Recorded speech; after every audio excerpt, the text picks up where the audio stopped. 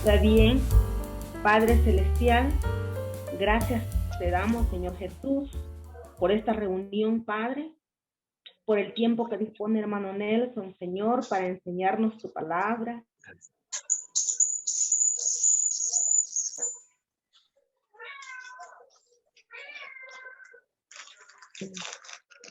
Bendice a todos los hermanos que están conectados y los que faltan, Padre. Y denos el deseo a todos, Señor, de continuar, de terminar, Señor, y de verdad de poner en práctica todo lo que estamos aprendiendo. Deles más sabiduría al hermano Nelson, Señor Jesús. Gracias, Padre, por todo lo que mi hermano hace, Señor. Gracias, Padre, por darle esas habilidades a toda su familia, Señor, a todo su ministerio, a todo su equipo de trabajo.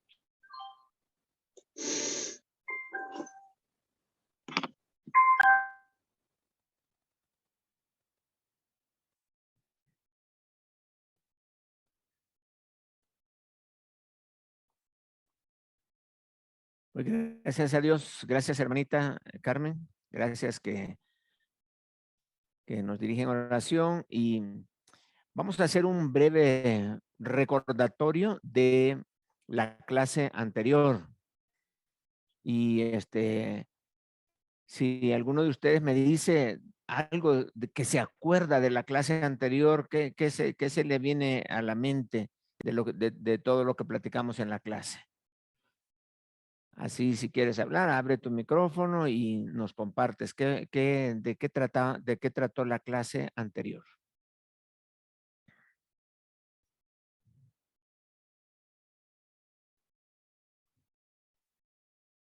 Siervo. A ver, hermano Marco, no Hablamos se le sobre la... escuchó. Hola. Sí, hermano. Hablamos sobre la Gran Comisión. Ok, la Gran Comisión, exacto. Y el evangelismo, enseñanzas y todas esas cosas. Y teníamos como modelos al apóstol Juan el Bautista y a Jesús y a Pablo. Ok. Qué bueno que menciona eso, mi hermanito, porque quiero explicarles que estos 4 modelos que menciona el hermano Marco y que lo vimos la semana pasada, esos 4 modelos son los que vamos a estar viendo, pero no en esta clase. En esta clase solo vamos a ver el modelo del apóstol Juan. Luego vamos a ver en otra clase, o sea, el siguiente ciclo, vamos a ver el modelo de Jesús, el modelo de Juan el Bautista y el modelo de Pablo, de cómo ellos hacían discípulos con visión. Esa es la idea.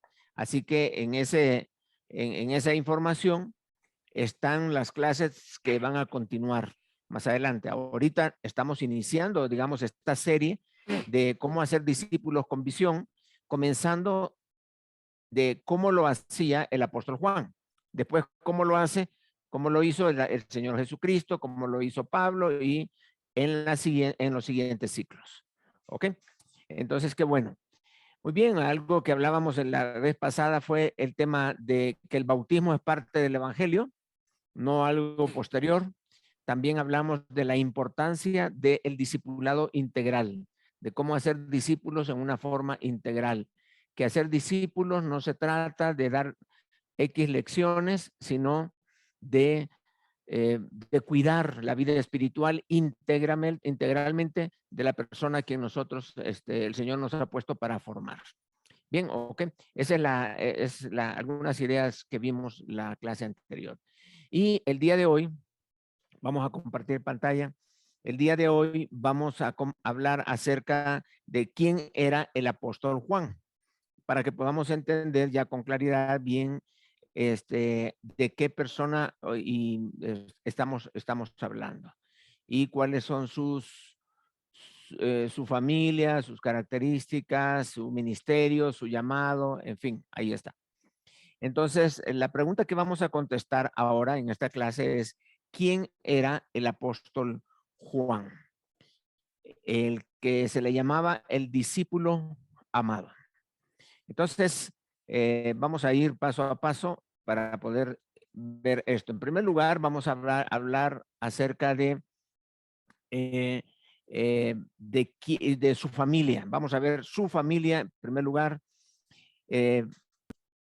Según el versículo de Marcos 1:19, dice así: pasando de allí un poco más adelante, vio a Jacobo, hijo de Zebedeo, y a Juan, su hermano, también ellos en la barca, que remendaban las redes. En base de este texto que estamos viendo ahí, sacamos alguna información acerca de la familia del apóstol Juan.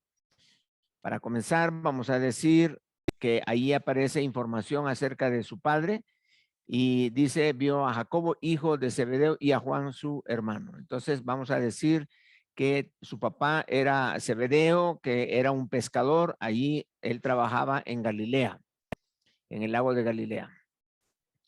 Vimos la vez pasada que ese lago tiene varios nombres: el lago de Galilea, el lago de Genezaret, el lago de, a ver, tiene otro nombre también, el lago de Tiberias, de Tiberias, creo que se llama, el lago de Tiberias. Y luego está allí, perdón, Tiberiades, ajá, exacto. Y su hermano se llama Jacobo, trabajaban igualmente con su padre en su empresa, que eran pescadores. Ahora, en cuanto a la mamá de Juan, vamos a ver un cuadro. Este cuadro nos va a permitir a nosotros ver y analizar sobre la mamá de Juan, y a la vez vamos a buscar a través de la comparación de pasajes bíblicos, vamos a buscar más información acerca de la familia de Juan. Y aquí nos vamos a ir ubicando ya en cuanto al contexto, en quién era Juan. Aquí el tema del cuadrito es las mujeres que ministraban a Jesús. Pero eso, digamos que es un tema muy amplio. Voy a reducirlo con la explicación siguiente. Todos estos 4 textos que están allí de este cuadro, estos 4 textos, los 4 textos se refieren al mismo momento. O sea, el texto de Mateo, de Marcos, Juan y Lucas, todos estos textos se refieren a una descripción en el momento en el que el Señor Jesucristo está en la cruz y las mujeres están allí con Jesús. Y los evangelistas hacen una lista de las mujeres que estaban allí viéndolo a él. Ok, entonces vamos a ver y sacar la información acerca de la mamá de Juan de este mismo cuadro. Así que yo voy a necesitar que alguno de ustedes me ayude a leer el texto. Vamos a comenzar, ya los 4 textos están allí. Si ustedes se reparten los textos ahí para poder leerlos. Vamos a comenzar leyendo el texto de Mateo 27:56. Y si alguien ya lo tiene listo, pues nada más me avisa y le damos lectura al pasaje. Mateo 27:56. Amén, pastor. Amén, hermano David, pasa. Denle. Dice Mateo Hermano Marco, sí. 27:56. Sí, Entre las cuales estaba María Magdalena, María la madre de Jacobo y de José, y la madre de los hijos de Zebedeo. Amén. Ok. Ya vieron ustedes, gracias hermano, que la información que leyó es exactamente la que va ahí en orden. Y nada más para aclarar, la madre de los hijos de Zebedeo sería Jacobo y Juan, que son los apóstoles, que eso lo acabamos de sacar del texto anterior. Muy bien, entonces, alguien si me ayuda, por favor, leyendo Marcos 15, versículo 40.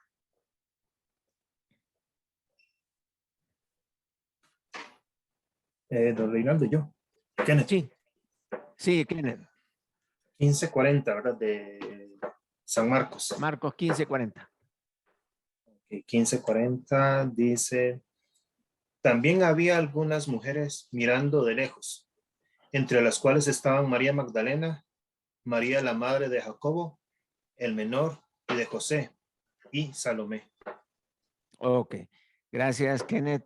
Qué bueno, entonces vean, casi toda la información está puesta allí en una forma vertical. Lo que estamos haciendo nada más es poniendo los nombres que aparecen en el texto. Vamos a leer Juan 19:25. Amén. Aquí noten que es el mismo Juan el que está describiéndonos las mujeres que estaban allí. Amén, hermano. Sí, por favor. Estaban junto a la cruz de Jesús, su madre, y la hermana de su madre, María, mujer de Cleofas, y María Magdalena. Ok, ahí está. María, la madre de Jesús, la hermana de la madre de Jesús, María, mujer de Cleofas, y también María Magdalena. Bien, entonces vamos a leer el siguiente texto. Yo, hermano. ¿Alguien si me ayuda, por favor? Sí, gracias. Sí, hermano. Cuando pasó el día de reposo, María Magdalena, María la madre de Jacobo y Salomé compraron especias aromáticas para ir a ungirle. Ok, muchas gracias, Rosario. Ahí tenemos entonces tres nombres y ahí los ponemos. Entonces, si ustedes ven, se dan cuenta, yo he puesto colores por nombre para poder identificarlos. Los 4 evangelistas están hablando del mismo momento y de las mismas personas. Vamos a ver entonces. En el primero está María Magdalena. En el segundo también aparece como la primera de la lista. En el tercero, que es Juan, aparece al final. Y en el texto de Marcos aparece al principio. Entonces, en cuanto a la presencia de María Magdalena, no hay ningún problema. Ahí está mencionada su nombre en los 4 textos. El siguiente es María, madre de Jacobo y de José. Aparece en segundo lugar. Luego, en Marcos aparece también en segundo lugar. En Juan aparece en primer lugar. ¿Y de quién estamos hablando entonces? Dice María, madre de Jacobo y de José. Luego dice María, la madre de Jacobo, el menor, y José. Luego en Juan dice María, la madre de Jesús. Y al final dice María, la madre de Jacobo. Pero estamos hablando de la misma persona en los 4 textos, que se refiere a la mamá de Jesús. Exactamente. Ahora, en tercer lugar aparece, dice, la madre de los hijos de Zebedeo, que es Jacobo y Juan. En Marcos aparece nada más el nombre Salomé. En Juan aparece la hermana de la madre de Jesús. Y en Marcos aparece nuevamente Salomé. Entonces, haciendo una breve relación entre el listado de las personas que aparecen ahí, podríamos decir, por ejemplo, en el caso de María Magdalena no tenemos más información porque solo su nombre es el que se da en cada lista.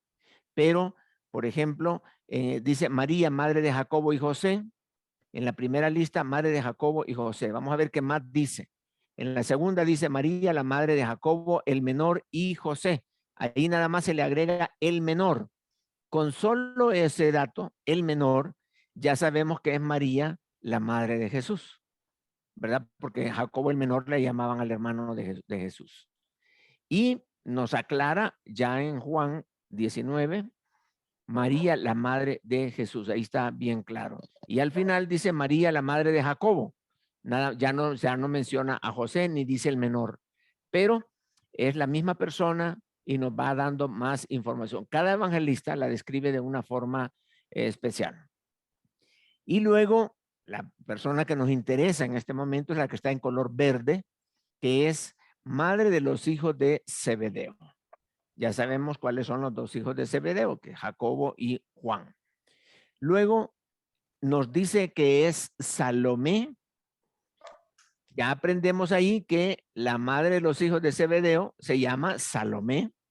Y de Juan, interesante que es el mismo Juan quien la describe, no la describe, él no escribió diciendo, y ahí estaba mi mamá. No va a decir que era su mamá. Tampoco va a decir, y también estaba allí Salomé. Tampoco va a decir su nombre. Juan la describe de una manera diferente. La describe como la hermana de la madre de Jesús. Y Marcos finalmente otra vez vuelve a poner el nombre Salomé. Así que aquí tenemos información acerca de la madre de Juan.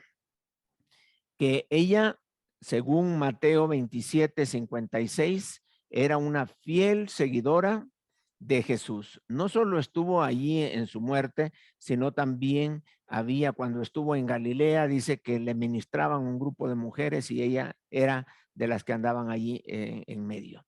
También el nombre de ella era Salomé y era la hermana de María, la madre de Jesús. Ese es un dato interesante. A ver, quisiera escuchar comentarios. ¿Qué tipo de información tenemos acá y cuáles son las conclusiones a que podríamos llegar?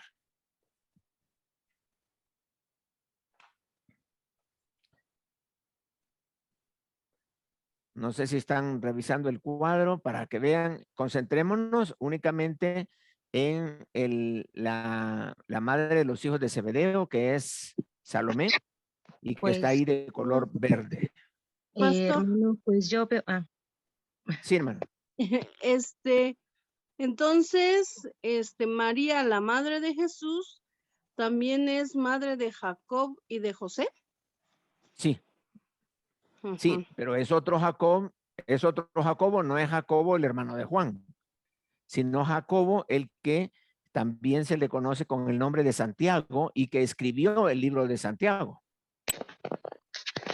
Ok, gracias, pastor. Yo le Ajá. quería comentar que entonces, viendo que Juan la describe, que era la hermana de la madre de Jesús, pues esto, bueno, hablando, bueno, no en la divinidad de Jesús como tal, pero Ajá. sí sería la tía de Juan, entonces era primo de Jesús. Sí, así es. Sí, exactamente, Rosario, así es. Entonces, O por sea, eso, en pues este caso, ¿alguien más? también por eso es cuidadoso en cómo la nombra, ¿no? O sea, no la tutea, no, y Sí, ni tampoco dijo mi mamá, ¿verdad? sí, no, tampoco. Sí, sí. Bien, hermano David, me parece que tiene la mano levantada. Una de las cosas que iba a comentar ya la mencionaron, que es precisamente de que es la madre de Jacobo y que Jacobo pues el que aparece como Santiago en una Sí. de las cartas también en el Nuevo Testamento. La otra cosa que quería recalcar también es que, bueno, curiosamente Lucas no describe a las mujeres o no las describe quizás en la forma como están ordenadas con estos evangelistas. Sí, exacto. Ajá. Sí, muy buena observación, hermano. ¿Alguien más que quiere observar? ¿Quiere comentar? Pastor, buenas noches. ¿Significa que Jesús y Jacobo y Juan eran primos? Eran primos, hermana. Sí, así es. Claro. Oh, gracias.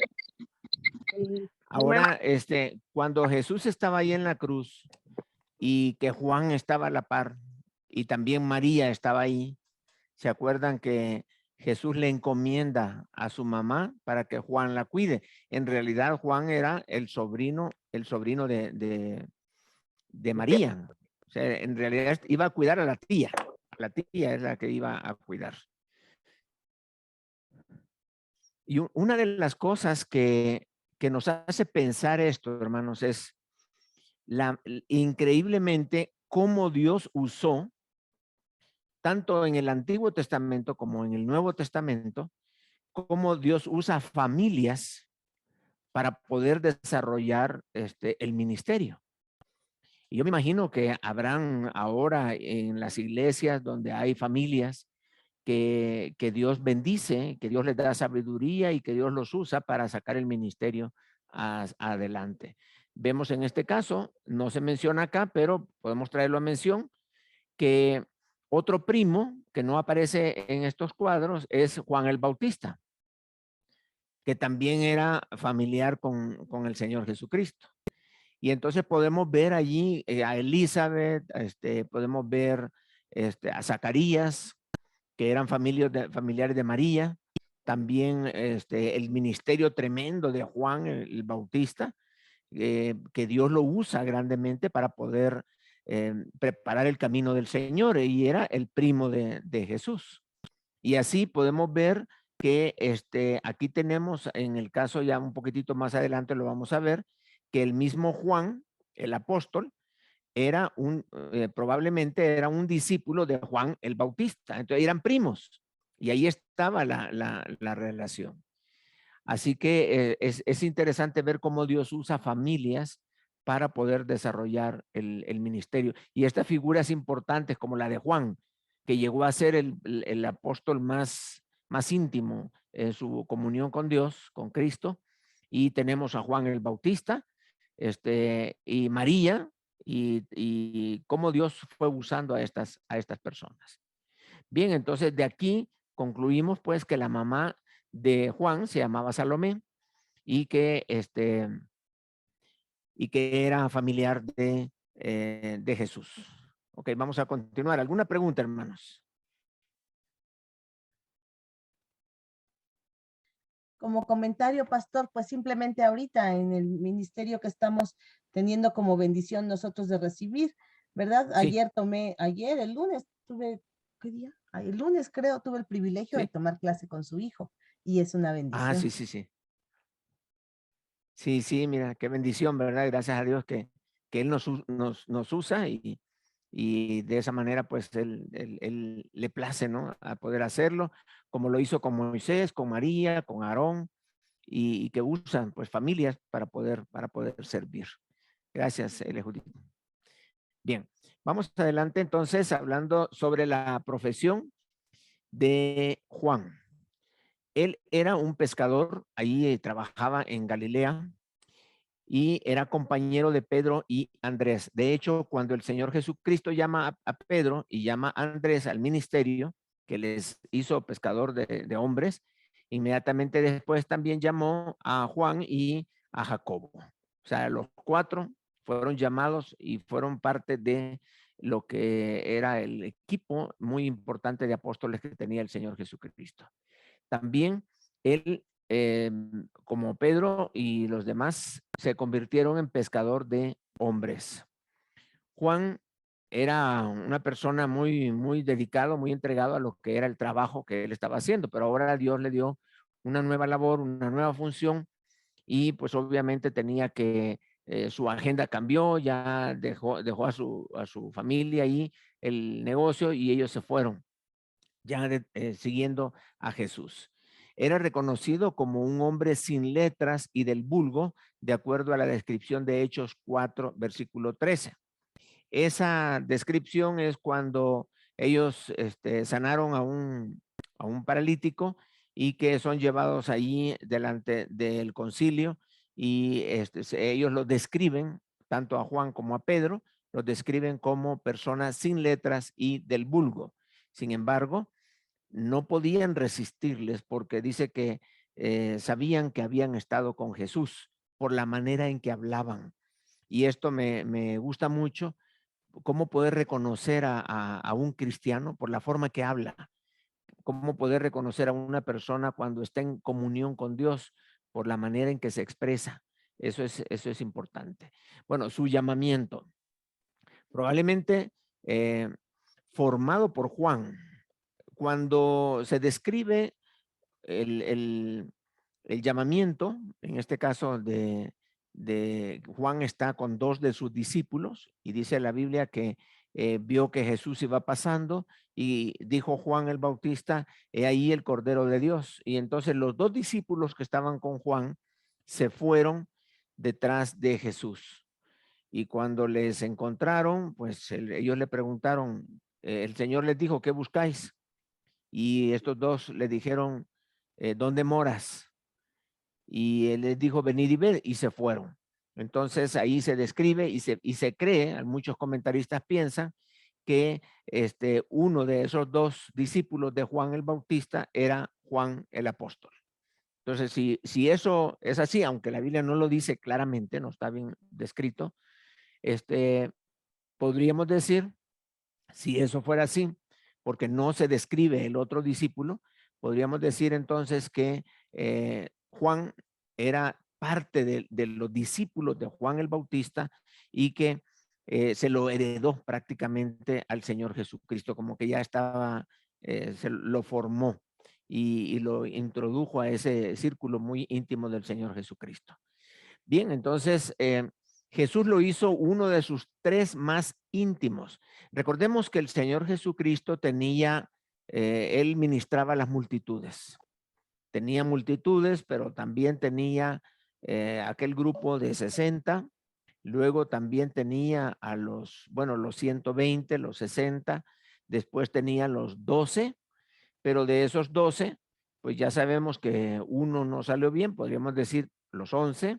De los 11 habían 3. De esos 3, uno de esos 3 era Juan. Pero no solo eso, sino todavía había uno que el Señor le permitió tener una mejor intimidad con él, que dice que hasta se recostaba en el pecho de Jesús y le llamaba el apóstol amado, ¿verdad? Se refiere entonces a Juan, ¿verdad? El discípulo amado. Y realmente fue un gran privilegio para el apóstol Juan, no solamente el hecho de estar en esa intimidad dentro del ministerio apostólico, sino Dios le iba más adelante vamos a hablar de esto, de cómo Dios le iba a utilizar para escribir los libros, algunos libros del Nuevo Testamento. Entonces, cuando estos tres les permitió experimentar ciertos eventos solamente a ellos, como en la transfiguración, que solamente estaban estos 3, allí también se encuentra la resurrección de la hija de Jairo, ahí estaban estos 3 también, y en el huerto de Getsemaní también solo a ellos es que les habla cuando estaba el Señor muy angustiado. Aparte de Juan, ¿quiénes eran los otros 2 que formaban este grupo de 3 íntimos de nuestro Señor Jesucristo? ¿Recuerdan? Pedro y Jacobo. Pedro y Jacobo, exactamente. Y Andrés. Pedro. Ajá, exacto. Pedro, Jacobo y Juan sería en este caso. Serían los 3, Pedro, Jacobo y Juan. Ahora, ¿cómo se llama a sí mismo? Y esto es algo interesante porque en sus escritos, el apóstol Juan no se llama a sí mismo con su nombre, sino él tiene otra manera de referirse a sí mismo. Y una de ellas es el discípulo amado. Así se pone él ahí, el discípulo amado. En el caso de Juan 19, 26 al 27, Jesús le encomienda, cuando le encomienda a su mamá, y dice, ahí estaba el discípulo amado. También en Juan 21, 7, reconoce a Jesús que estaba en la orilla de la playa, y dice, ahí estaba el discípulo amado.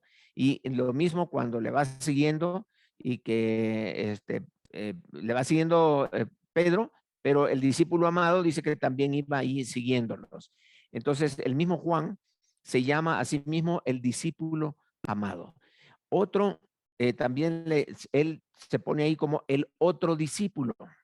En vez de decir Juan o yo iba allí, nada, él siempre se menciona o el discípulo amado o en este caso el otro discípulo. Ahí en Juan 18, 15, que dice que era conocido del sumo sacerdote y que él iba con Pedro allí. Entonces, algunos piensan que Juan, que es el otro discípulo, es realmente es Juan, y que algunos comentaristas dicen de que Juan era no solamente conocido, sino que parece como que comerciaba, pero eso no tenemos ninguna información sobre la Biblia. Lo único que dice era conocido del sumo sacerdote, que Juan era conocido de él. Y en Juan 20, del 3 al 4 y el versículo 8, dice que es el que corrió más rápido. Dice el otro discípulo que corrió más rápido y llegó al sepulcro antes que Pedro. Entonces ese otro discípulo se refiere a Juan. Y los hijos de Zebedeo es otro otra forma de referirse a sí mismo, los hijos de Zebedeo, en Juan 21, versículo 2. Así que los escritos de Juan tienen esta peculiaridad de que no aparece directamente, no se describe a sí mismo como Juan cuando él está describiendo algo, sino que se menciona como el discípulo amado, el otro discípulo o los hijos de Zebedeo. El Señor Jesucristo les llamó Boanerges o hijos del trueno o hijos de conmoción. Estamos hablando de personas violentas, Y es así como el Señor Jesucristo les llamó tanto a Juan como a Jacobo y Juan, a los dos. Entonces Juan y Jacobo, vamos a ver estos tres casos donde se describe o donde se puede ver que realmente eran personas así como muy violentas. No, el discípulo amado llegó a ser el discípulo amado, pero no era al principio tan, digamos, tan amoroso como a veces nos lo imaginamos a Juan, sino vemos algunos ejemplos, en este caso en Marcos y en Lucas 9, 38 y 49. Allí está Juan y Jacobo, le prohíben a un hombre que eche fuera a los demonios en el nombre de Jesús porque no andaba con ellos. Es decir, aquí encontramos a unas personas que estaban echando un demonio en el nombre de Jesucristo, pero no eran parte del equipo que andaba siguiendo a Jesús. Y como no andaban con ellos, entonces le dicen, no, mira, tú no andas con nosotros y no lo hagas. Pero el Señor Jesucristo les reprende y le dice que el que no es contra nosotros, pues por nosotros es. Y a veces tenemos en este caso, ellos eran así como muy celosos, Jacobo y Juan muy celosos, y no quieren que otros hagan estas cosas como, es decir, como que si ellos tuvieran el monopolio ministerial. Si tú no piensas como nosotros, estás mal. Si tú no haces lo que hacemos, no estás haciendo bien las cosas. Y hay personas que son así, que si su cristianismo no es como ellos piensan, entonces el otro está mal automáticamente. Entonces el Señor Jesucristo dijo, bueno, prácticamente déjalos trabajar. Si no nos está atacando, pues está a favor nuestro, ¿verdad? Entonces que siga adelante. Pero ahí estaban ellos muy celosos. También el otro caso, cuando piden a Jesús que les conceda que en su gloria estén uno que esté a su derecha y el otro a su izquierda. Y aquí ellos están hablando, actuando con una ambición. En algunos pasajes dice como que ellos dos son los que hablan, en otro pasaje habla que es la mamá, ¿verdad? La que llega a interceder por ellos o a pedir esa posición. Y el Señor Jesucristo pues los reprende, diciéndoles que no sabían lo que estaban pidiendo, pues que esos puestos no era de él darlos, sino ya para los que estaban asignados, y que la idea no era buscar puestos porque los que verdaderamente están arriba son los que sirven y no los que están abajo, ¿verdad? El mayor es el que sirve. Y pues ahí también los reprendió. Y allí ellos andaban buscando juntos, aparentemente como que estaban como muy, como que eran condescendientes. Dice, bueno, mira, a uno a la izquierda y otro a la derecha. O sea, no importa si a mí o al otro, pero cualquiera, nada más tú decides. Aparente humildad, sin embargo, era una ambición y el Señor los reprende a ellos ahí. Otro caso es cuando Jacobo y Juan consultan a Jesús diciéndole, así bien, ¿quieres que descienda fuego del cielo para que consuma a estos samaritanos? Porque no permitieron que el Señor llegara allí a su casa. Y entonces el Señor otra vez más los reprende y les dice, vosotros no sabéis de qué espíritu sois, pues yo no he venido para perder almas, sino para salvarlas. Esa era la idea. Estos tres casos aparecen en los evangelios y que nos describen más o menos, imagínense lo que está pidiendo este último, es que descienda fuego y que los consuma a los samaritanos. Entonces sí es un poco violento lo que está viendo. En cuanto a su ministerio, veamos.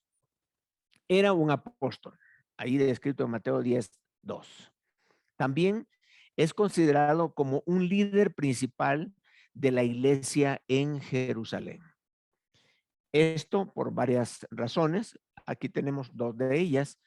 Pedro y Juan eran dos figuras importantes entre los líderes de la iglesia en Jerusalén. Porque cuando el evangelio llegó allá a Samaria, los enviaron a los dos como representantes de la iglesia para que fueran a ver qué es lo que estaba pasando allí en Samaria. Entonces Pedro y Juan llegaron a tener una posición muy, muy importante. Ahora les hago la pregunta, ¿por qué? Estamos hablando de Pedro y Juan, pero ¿por qué no Jacobo, el hermano de Juan, por qué no llegó a tener digamos, una posición muy importante dentro de la iglesia? ¿Alguien sabe? ¿Por qué su hermano Jacobo no llegó a ser tan importante o no fue importante dentro de la iglesia de Jerusalén? ¿Alguien que comente?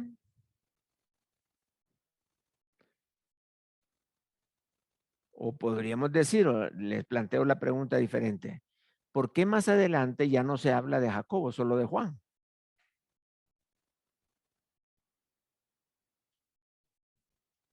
Sí, casi siempre andaba Jacobo y Juan, y luego ya, a ver, ¿quién habló por ahí?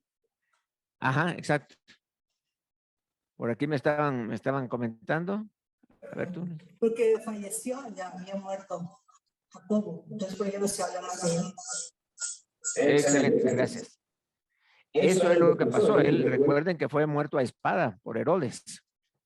Entonces, ahí abajito tenemos ahí la información. Su hermano Jacobo es muerto a espada por Herodes, ahí en Hechos 12, versículo 2. Y entonces, obviamente, pues ya no se menciona más porque su hermano lo mataron. Ahí tenemos a uno de los, una figura muy, muy importante y que pues le dieron muerte. Y luego nada más es Juan el que va despuntando y va desarrollándose su ministerio. Pero allí estas eran personas muy importantes. Lo mismo dice que juntamente con Jacobo y Pedro. Ahora, cuando hablamos de Jacobo y Pedro, Jacobo ya no es su hermano, sino que se refiere al hermano de Jesús, al medio hermano de Jesús, que eran considerados como columnas de la iglesia en Jerusalén. Cuando se menciona a Juan, a Jacobo y Pedro. Jacobo es el hermano de Jesús, que más adelante pues se le identifica como Santiago. Hermano. Sí. Hay un comentario que Santiago, que aparece como Jacobo, pues sí, no aparece tampoco destacado al principio porque dice que era uno de los que no creía en el Señor como el Mesías, sí, como el Hijo de Dios. Amén. Sí. Muy buena observación, hermano, porque realmente casi en todo su ministerio en los evangelios, no, definitivamente Jacobo o Santiago no creía en el Señor Jesucristo. Además, él pensaba que estaba fuera de sí y creían que Jesús andaba haciendo cosas que no, como que no creía, que no estaba bien lo que hacía. Hasta después de la resurrección fue que se le aparece a Jacobo y aunque no sabemos qué es lo que platicaron, sino lo que dice en la Biblia, que él cuando se aparecía en la resurrección, él les hablaba acerca del reino. Entonces, obviamente habló acerca del reino con Jacobo y de ahí en adelante Jacobo es el que agarra prácticamente el liderazgo de la iglesia. Es una muy buena observación, hermano. Gracias. Ahora, tenemos una información extra bíblica, pero es interesante. Ahí tenemos al historiador Irineo. Es como Flavio Josefo, como otro historiador, que le vamos a dar la importancia que merece los escritos extra bíblicos. Digo importancia que merece en el sentido de que le demos la información de histórico y no de inspirado. Entonces, el historiador Irineo escribió ahí por el año 200 después de Cristo acerca de Juan Y es interesante lo que dice. Dice que el apóstol Juan fue el que redactó el evangelio estando en Éfeso. Ahora, ¿cómo lo supo? Bueno, vamos a ir viendo un poquitito más adelante acerca de Irineo, que en su juventud conoció a Policarpo. Ahí ponen las fechas, ¿verdad? Irineo conoció a Policarpo, obispo de Esmirna, o sea, pastor de la iglesia de Esmirna, que afirma haber sido instruido por Juan. Es decir, Policarpo fue un discípulo directo de Juan. Y vamos a ver ahí que Irineo fue un discípulo de Policarpo. O sea que podríamos decir que Irineo era una tercera generación de discípulos de Juan. O segunda generación de Juan. Así que también dijo que él había escrito el cuarto evangelio. Irineo también fue discípulo de Policarpo, y de esto pues ahí él escribe muchas cosas, porque sí, Policarpo y él sí interactuaron, pero Irineo no tuvo conocimiento, o sea, relación con Juan, sino solo lo que Policarpo le comentaba, porque había sido discípulo directo del apóstol Juan. Esta es bien interesante, esta información, porque de esta manera nos va a permitir conocer un poco más acerca de lo que dicen los evangelios, lo que dice el libro de Hechos, y vamos a ver la historia inmediatamente después del libro de Hechos, de cómo está la historia, cómo es la información acerca del apóstol Juan. La importancia de esto es, o mejor dicho, la ventaja, es que el apóstol Juan al parecer fue uno de los más longevos, de los apóstoles más longevos, y que le permitió a él poder impactar todavía más fuerte a otras personas que históricamente hablando todavía tuvimos información de ellos. Así que ahí tengan en mente a Irineo y a Policarpo, que más adelante lo vamos a estudiar. También vamos a decir que Juan era uno de los líderes de la iglesia en Éfeso. Aquí tenemos información bíblica y también información extra bíblica que nos habla acerca de la presencia del mismo Juan en la iglesia de Éfeso. Y no solamente presencia de asistencia, sino que llegó a ser el líder de la iglesia en Éfeso. Entonces, podría decirse que fue su segunda iglesia que él pastoreó, ¿verdad? Después de haber estado en la iglesia allá en Jerusalén. Aunque recuerden que Juan tuvo la bendición de poder ver el inicio de la iglesia en Jerusalén y el final de la iglesia en Jerusalén. Porque ahí por el año 70, que fue la invasión de Tito, el general romano, y destruyó Jerusalén, obviamente la iglesia en Jerusalén desapareció. Y ahí todos se fueron para diferentes lugares. Y ahí es donde se dice que Juan salió de Jerusalén y se fue a Éfeso a trabajar allá con la iglesia, con los hermanos, y inclusive también con los discípulos del mismo Pablo que había dejado ahí trabajando. Entonces es interesante ver cómo Dios usa las iglesias, y la iglesia de Éfeso fue una iglesia que Dios usó tremendamente para la expansión del evangelio. Podemos decir que, según la información bíblica, la primera iglesia que Dios usó fue la iglesia de Jerusalén, de donde comienza el evangelio, donde llega el Espíritu Santo y de donde salen todos los misioneros, todas las personas que son a causa de la muerte de Esteban. Muchos se fueron como misioneros y el evangelio comenzó a expandirse. Jerusalén fue la iglesia, la primera iglesia que Dios usó para predicar el evangelio. Pero luego que Jerusalén ya prácticamente desaparece, aparece otra iglesia que es muy, muy importante, y es la iglesia de Antioquía. La iglesia de Antioquía, de donde Pablo sale como misionero. De ahí salió como misionero para sus 3 viajes misioneros y para predicar el evangelio en toda la zona, y como dice la palabra, Ya saben ustedes que a Pablo se le entregó para que predicara el evangelio a los gentiles. Entonces, esa es la segunda iglesia importante. Y la tercera iglesia importante, porque luego ya no se menciona más la iglesia de Antioquía, se levanta otra iglesia que es la iglesia de Éfeso. Éfeso era una ciudad cosmopolita, una ciudad llena de gran comercio, ahí cerca del mar, mucho comercio, y Éfeso era una ciudad que estaba atestada de demonios, una ciudad que estaba llenísima de actividad satánica, idolatría, etcétera.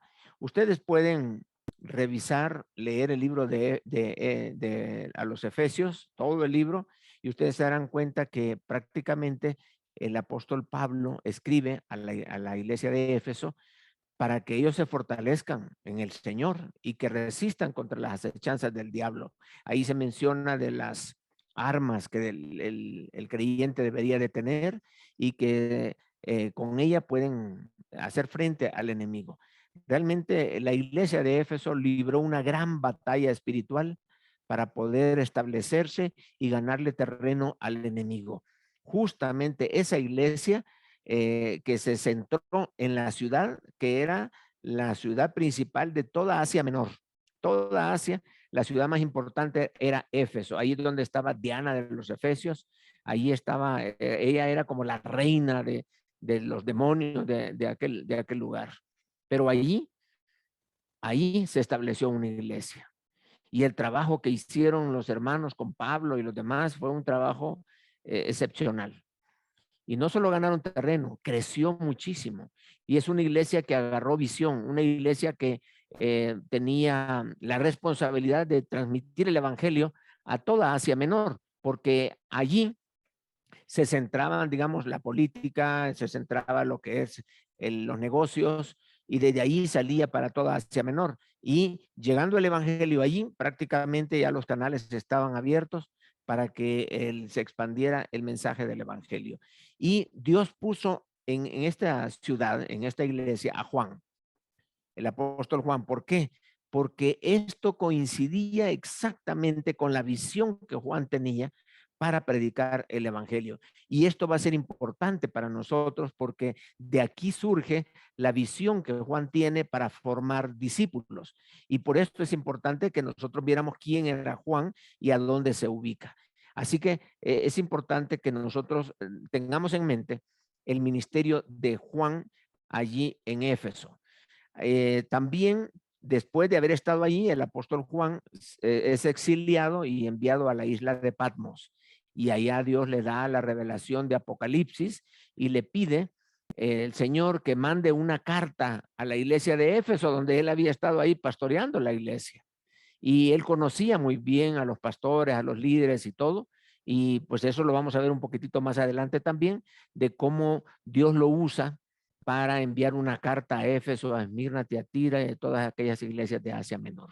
Pero es importante ver el ministerio, cómo Dios fue moviendo a Juan y lo fue ubicando allá en esa ciudad de Éfeso. ¿Verdad? Importante, ahí vamos a dejar a Juan de momento para continuar. Los escritos del apóstol Juan. Tenemos varios escritos de él. El primero es el Evangelio según San Juan, donde él nos describe ampliamente. El propósito del Evangelio es describir a Jesucristo como Dios. Ese es el propósito. También se le atribuye primera, segunda y tercera de Juan. Libros muy pequeños, pero son libros muy profundos, libros con los cuales se habla acerca de la importancia de la vida cristiana, la importancia de vivir en santidad, la importancia de andar en luz. También habla acerca de las personas que entran en las iglesias para dividir, que entran en las iglesias para poder causar problemas, distorsionar la doctrina, etcétera. Pero ahí nos habla acerca del amor. En la número 2, carta en la segunda de Juan, nos habla de la importancia del amor. Es algo tan, tan importante y ahí Juan hace resaltar. En la tercera de Juan habla de las misiones, de cómo debemos de ser nosotros como misioneros, apoyar la obra misionera, en fin. Ahí se puede ver en tercera de Juan todo el trabajo que Juan hace desde Éfeso para predicar el evangelio en toda la región de Asia Menor, que era la carga que él tenía.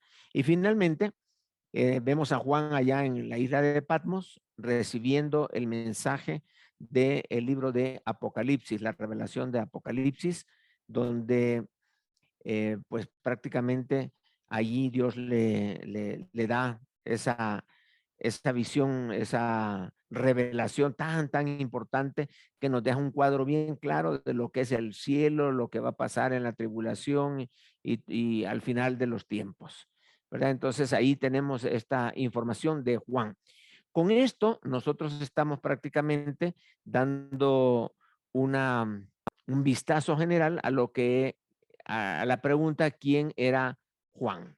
Entonces vamos a dejar el tiempo para preguntas y respuestas, comentarios que podríamos hacer para poder hablar acerca de el apóstol Juan. ¿Okay? Mi hermano Nelson. Sí, mi hermano. Buenas noches a todos. Me conecté un toquecito tarde, pero logré hacerlo. Ah, sí, sí. Solo una inquietud. Sí. Porque de hecho el tema de que se le llama en Hechos 4 que eran hombres del vulgo, se toma como que eran personas que no tenían, no conocían, que eran iletrados y que solo habían tenido contacto con Jesús y eso los había elevado a ser conocedores del evangelio. Sí. ¿Hasta qué punto eso es una realidad? ¿O era el concepto que tenían los fariseos? Porque de hecho yo he escuchado muchas veces de que se les nombra a los apóstoles como personas que eran pescadores, que eran personas que no, analfabetas, pero cuando vemos los escritos y vemos los razonamientos, cómo citan las escrituras, cómo comparan lo que están hablando y lo comparan con el Antiguo Testamento, eso a mí me deja una inquietud, porque digo, una de dos, porque al mismo Jesús le dijeron que con qué autoridad enseñaba los fariseos. Sí. Y era, yo a la conclusión que llego es que catalogaban a los discípulos y al mismo Jesús que eran personas del vulgo porque no habían estudiado como dicen, en las universidades de ellos, en las universidades pontificias de los fariseos. Sí. Y ellos habían sido enseñados desde pequeños en las escrituras.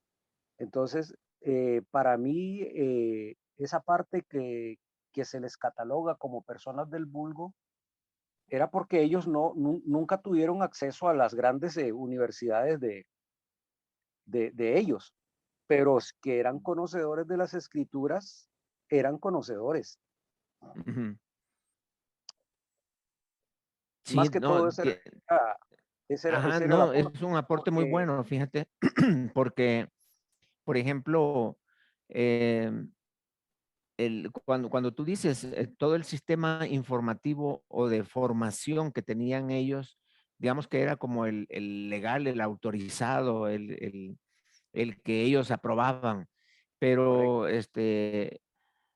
por ejemplo, Pablo, posteriormente Pablo, él decía que había sido educado a los pies de Gamaliel, o sea, estaban en ese tipo de formación, ¿verdad? Que para ellos era muy importante, pero el conocimiento que tenían, de hecho dice ahí en el capítulo 4 de Hechos, que no podían resistir con la sabiduría con que estaban hablando ellos, porque las palabras que decían tenían tal poder, tenían tal lógica con la que hablaban, que aún con la gente que supuestamente era letrada, no podían resistirles a ellos. Entonces, yo creo que estaban ellos enfrente de una nueva forma de formación, digamos, valga la redundancia, estaban delante de una nueva manera de capacitarse que ellos al inicio no habían aprobado, pero que más adelante ya la gente pues reconoció. Por ejemplo, el Señor Jesucristo cuando estaba pequeño dice que ahí estaba con los doctores de la ley y hablaba con ellos, pues nadie podía considerar a Jesús como alguien del vulgo, obviamente, y así nunca lo vieron así porque conocían el poder que tenía cuando enseñaba y las capacidades que tenía. Entonces, es muy bonito lo que tú mencionas, porque yo creo que una persona que tiene a Cristo no puede ser considerada una persona que no es sabia. Ignorante. Sino al contrario, ¿verdad? Dios da tal sabiduría.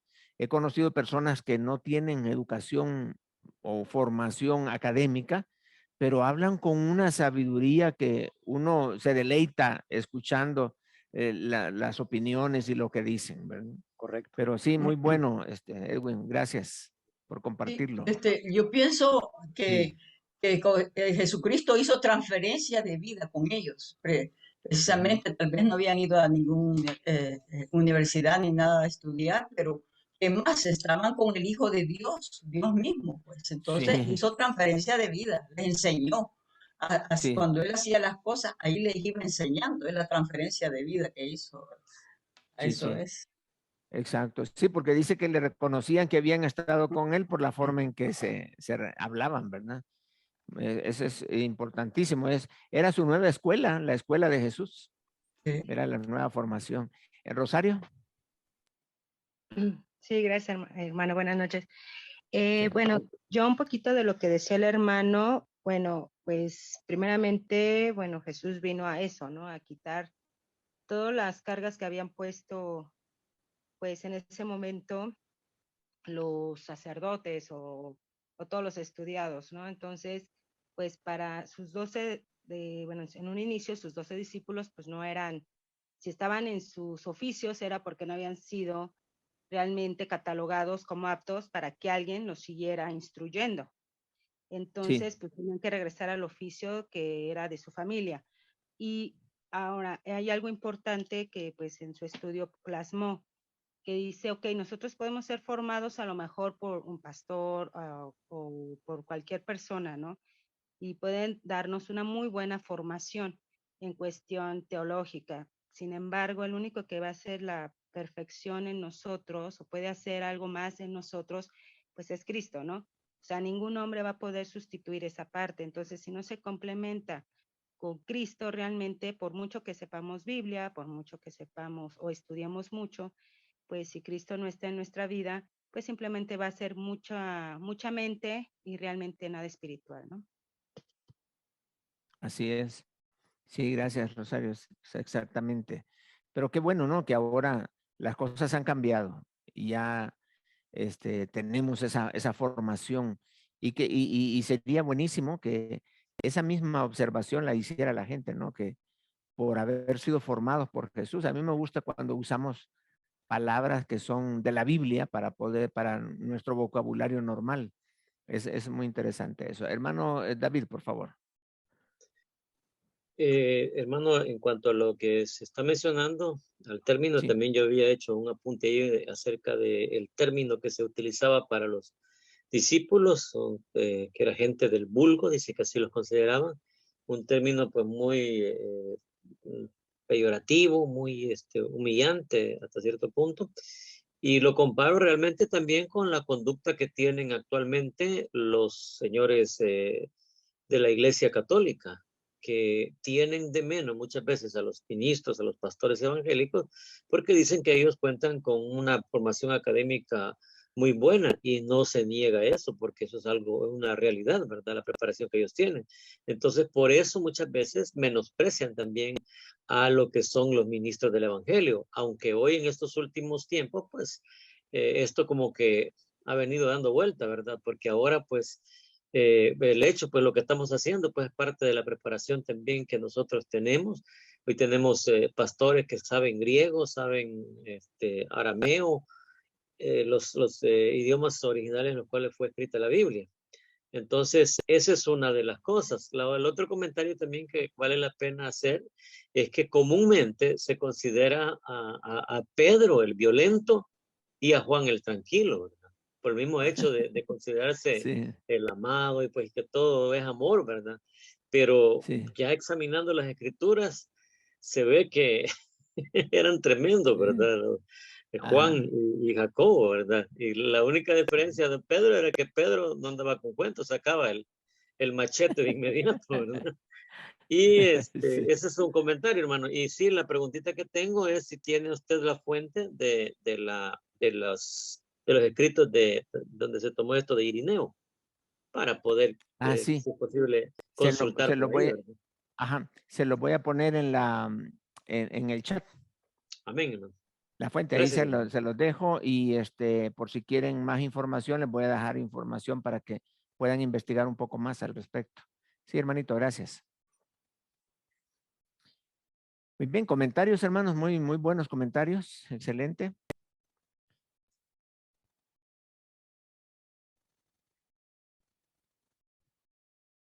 Más comentarios, ideas.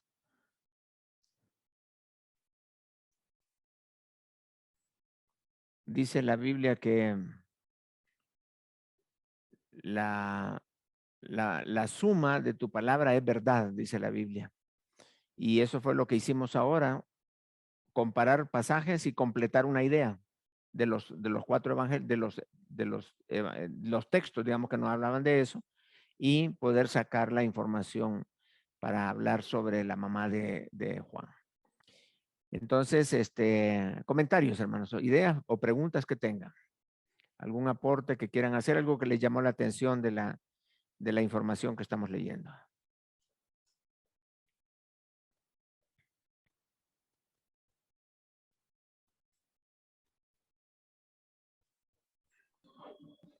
Ok, comentarios. Hermano, Sí, hermano. bueno, que Dios me les bendiga a todos. Gracias. Bastante, muy, la verdad, en la clase. Yo, bueno, creo en las conclusiones que puedo tomar es el hecho desde el inicio, ¿va? De saber que Juan era familia de Jesús, o sea, o sea, primo, ¿va? Ese es Sí. o sea, un hecho que creo yo tenía una noción leve, pero hoy la terminé de afirmar bastante en eso. Se me vino a la mente, pues, lo que comentaba usted, pastor, sobre la bendición de tener una familia que pueda ser usada en el servicio a Dios. Sí. Y lo otro es en lo que continuó me llamó la atención también, en lo que coincidimos sobre que Juan,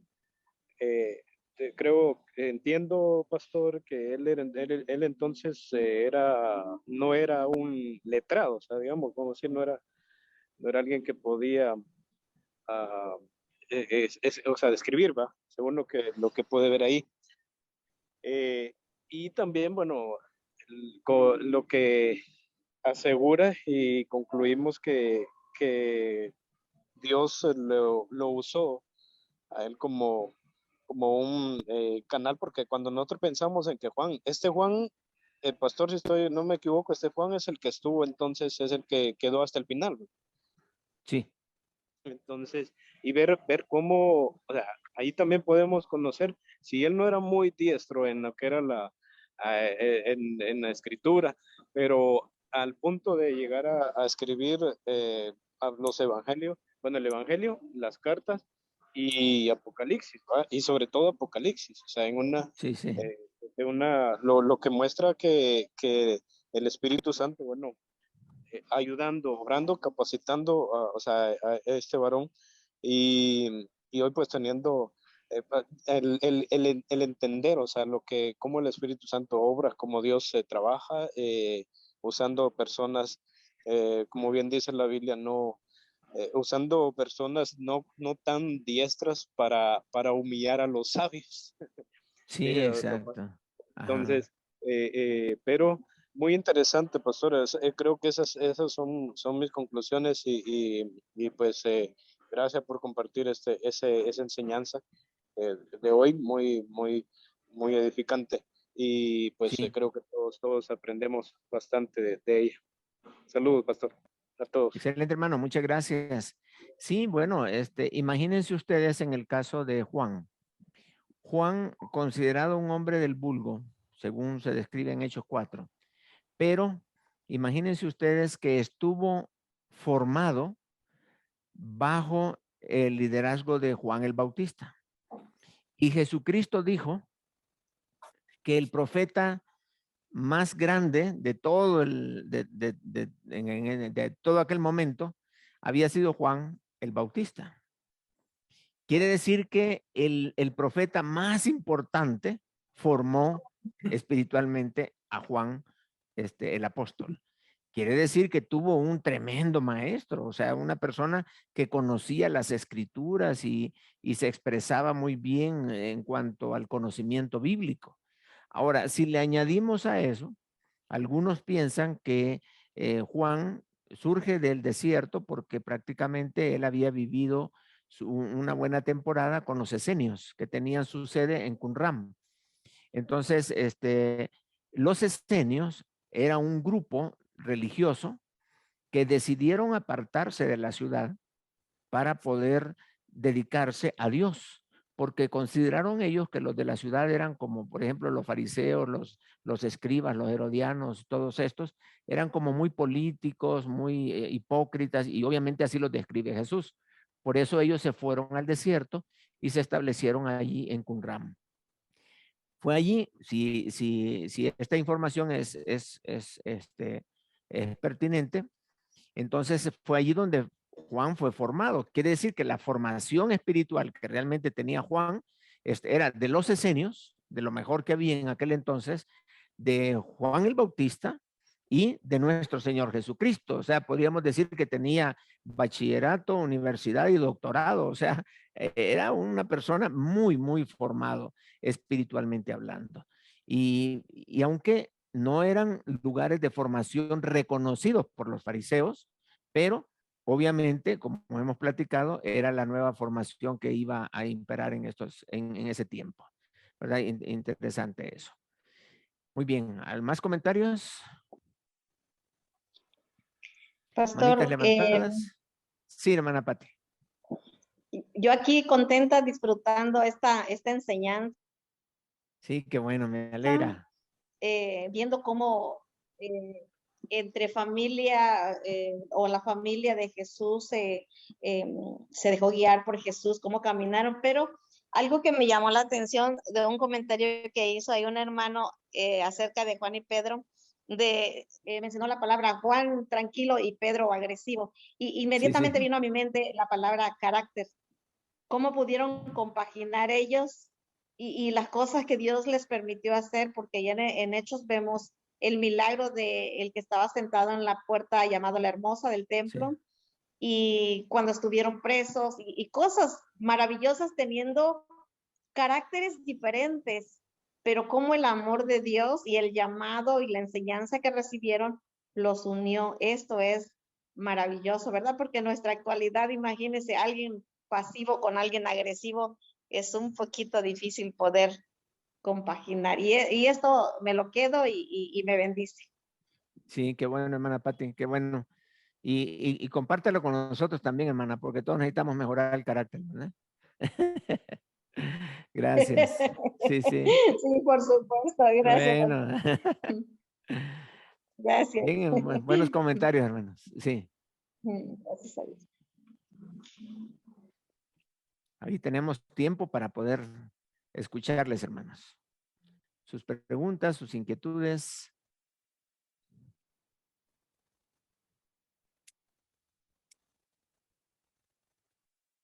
No sé si lograron captar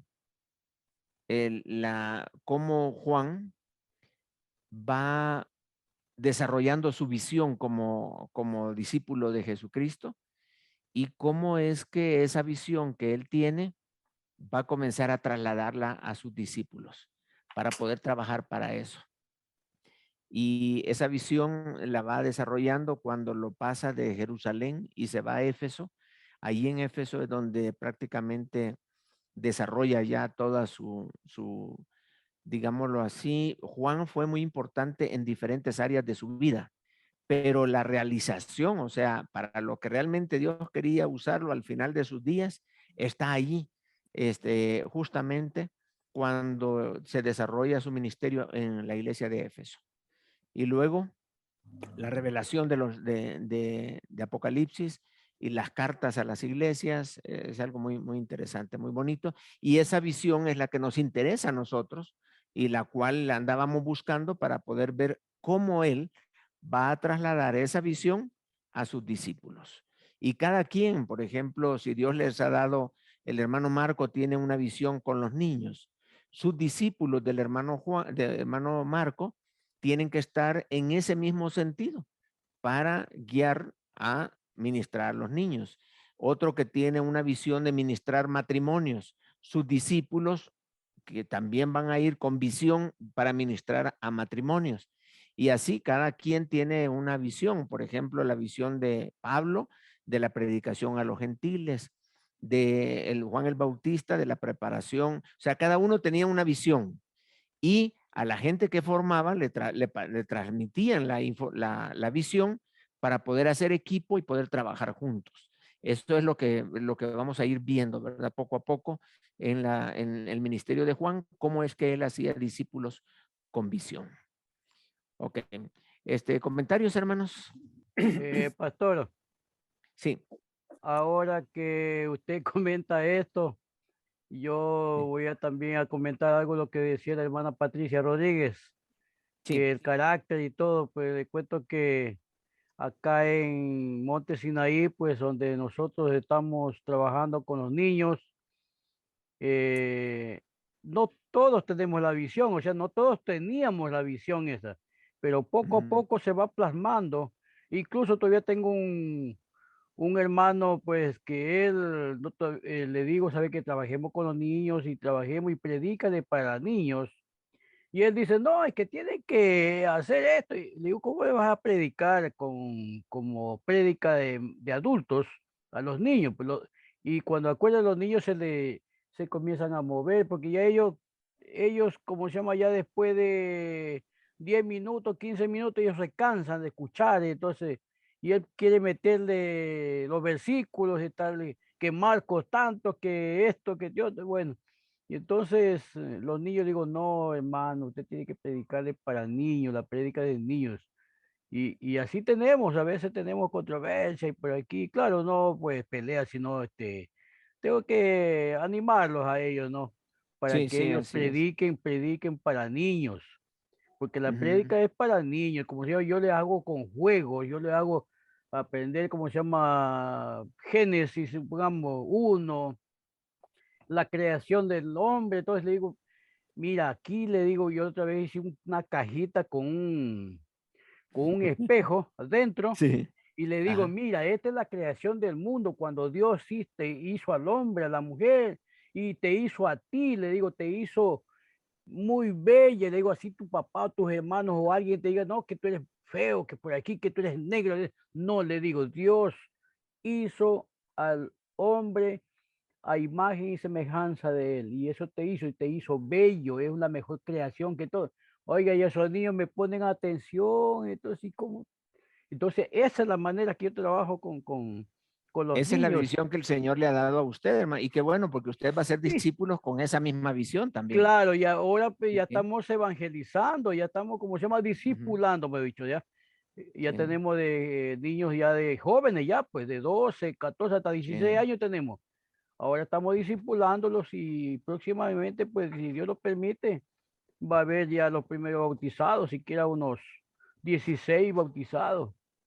Sí, qué Entonces, bueno. Eso es la visión de nosotros y seguir Excelente, hermano, adelante, ¿no? seguir Y adelante. así como usted, hermano Marco, cada uno de nosotros debe de preguntarse, ¿cuál es la visión que Dios me ha dado a mí? Y en base a eso es como yo voy a formar a mis discípulos, Así es. orientarlos hacia el cumplimiento de esa visión. Porque a veces la visión que Dios nos da, uno dice, yo no la puedo hacer, ¿no? Pero yo te voy a dar un grupo de discípulos para que la alcances, como Pablo. Pablo no pudo haber predicado solo él a los gentiles, pero le dio un equipazo de líderes increíble, ¿verdad? Pero ya él lo formó con una visión. Y Juan Apóstol igual, eso vamos a ver. Y el Juan el Bautista lo mismo, él tenía su buen equipo. ¿Se acuerdan de Apolos? Que todavía andaba Apolos pensando que solo Juan había venido todavía y que Jesucristo no estaba. O sea, los discípulos que ellos hicieron fueron muy, muy bien formados. Y no estamos hablando de actividades, estamos hablando de formar integralmente a las personas con una visión ministerial. Eso es lo que hablamos. Qué Y bueno, le mi hermano, cuento, mis hermanitos, comentarios. y le cuento algo más de que Dios a nosotros nos pone, no sé a todos, a nosotros nos pone, como quien dice, un peldaño a la vez, una orden a la vez, una Sí. visión a la vez, cosa que de tantos años, pues nosotros tenemos que llegar a lo que el Señor nos ponga, pues, a Sí, lo que claro. nos vaya dando esa visión, el qué sé yo, su mandato, todas esas cosas.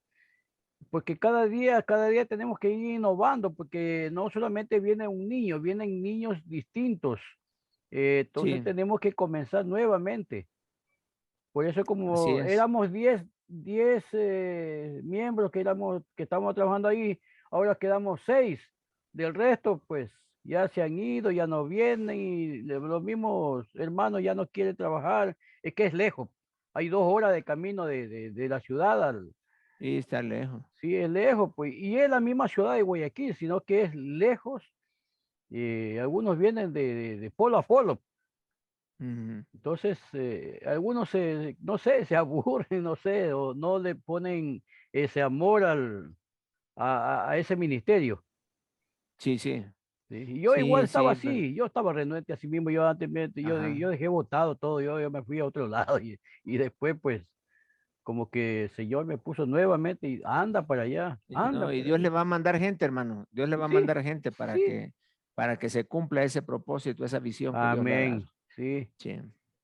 Que hablando ¿Qué? un poquito de la visión, pastor, Sí. eh, digo, o sea, hablamos a veces de la visión y que todos tenemos clara la visión y demás, pero yo creo que es algo de lo más difícil y es algo de lo que a veces más fácil se pierde, ¿no?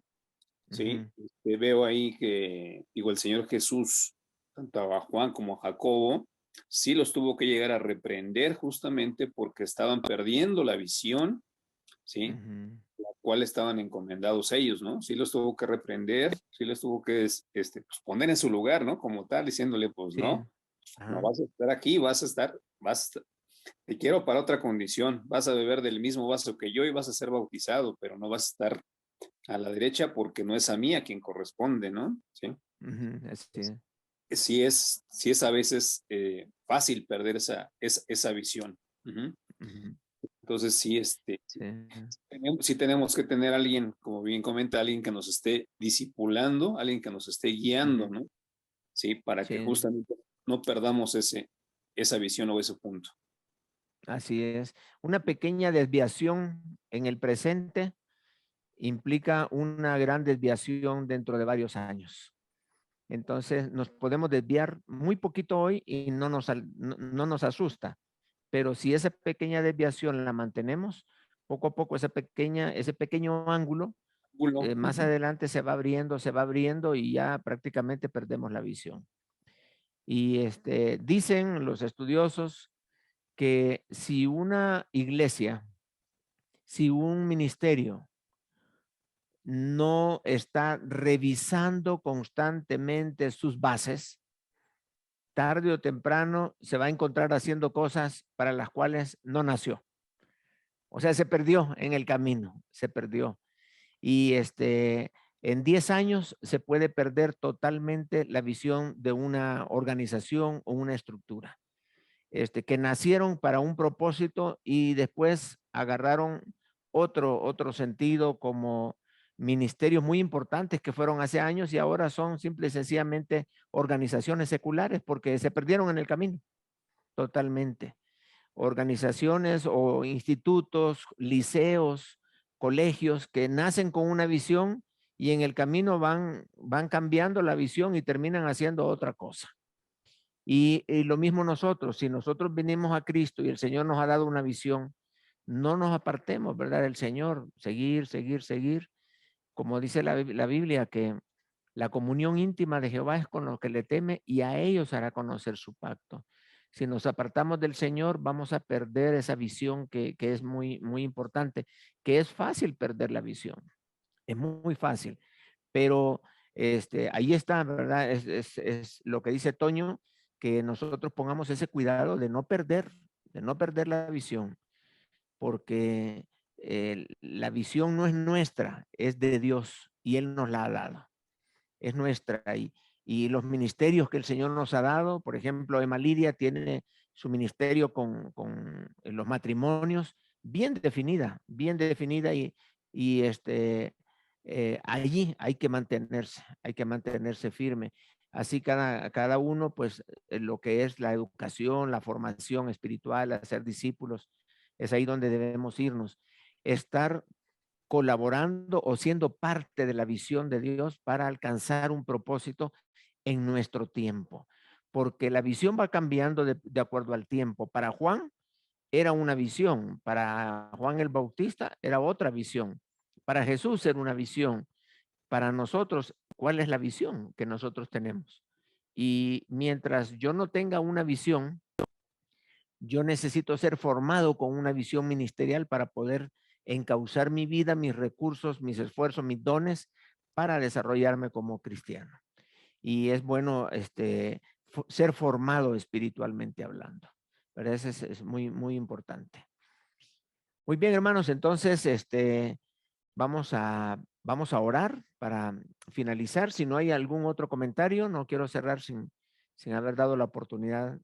Si alguien quiere hablar, pues ahorita.